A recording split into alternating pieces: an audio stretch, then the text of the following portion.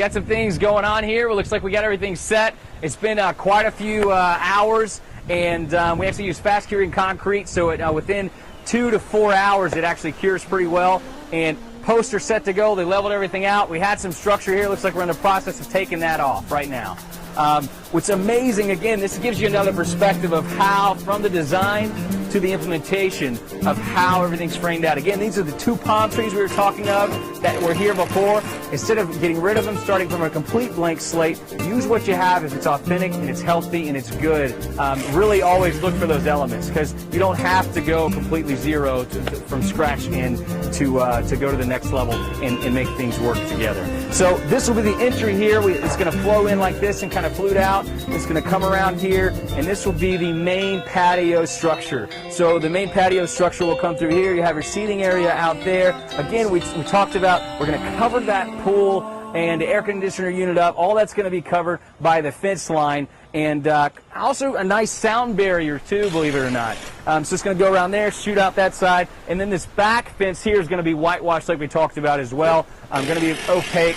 Again, these columns, what we're going to do with these columns here, we're still taking off, you see over there, we're taking off some of the stabilization structures. Very important, just to kind of a DIY tip here, is to, when you put columns in the ground for fencing, for any kind of structure, you always want to set up stakes and have boards screwed in as well in the ground. So if there is any wind or a shift in the concrete while it's curing, it's going to be structurally sound and you're going to be right on level, because that's very key for a sturdy built structure and also aesthetically pleasing. So here are the 6x6 columns here. These guys are going to be, of course, cured. They're actually going to do a process of antiquing.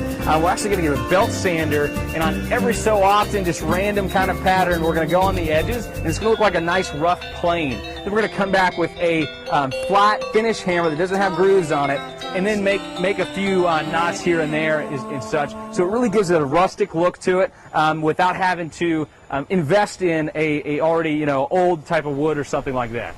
Hey guys, so this is the whole structure here. I'm going to kind of walk you through the spaces, the areas where everything is, and kind of show you how everything's going to flow. On the entry here, we're going to have a kind of a flute coming in very close to these palms. The beauty of it is we don't have to worry about the palms' roots disturbing the patio, because it's not going to crack or anything. They'll move slightly because it's actually a modular paver system that is actually the same exact system we use for driveways. It holds together great, and really could have even a semi-truck drive on it. So we're coming through here. Follow me through. We're walking through. Beautiful new patio, beautiful new structure. We look up. We have galvanized roofing up here, so you have a great, nice contrast of the shine to the galvanized to white as well. So it's a great contrast.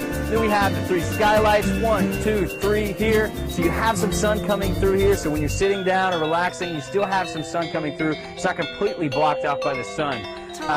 Then we come through this side here. We're going to go with the pavers all the way out, so that way if we want to step outside of our footprint and just get some straight sun and we want to enjoy that area, we can as well. So again, we're going to have some fans up here at the top. We're coming along this side. This starts our outdoor kitchen, comes along here, comes back to the right, comes back to the side here. We're going to have the grill structure.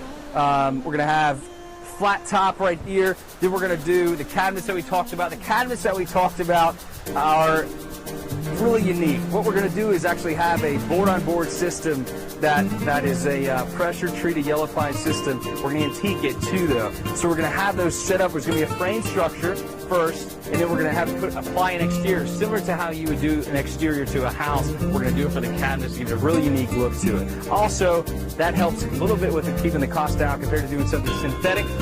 We do have a shade structure here, so we're not going to have to worry about too much of the weather applications and things like that. And we want to keep the flow of this natural wood going throughout the whole process. This has been Around the House with Calvin, and look forward to seeing the next steps in this whole great process. And we will see how the patio blends together. The next step from that, the structure of the roof, and it would be very interesting to see how the design comes together and blend with the pool, blend with the house, and not compete with each other either. And really looking forward to being able to help this client solve her problem of not having enough space to entertain. So, guys, it's been Around the House with Calvin. Thanks a lot. Look forward to seeing you next time, okay?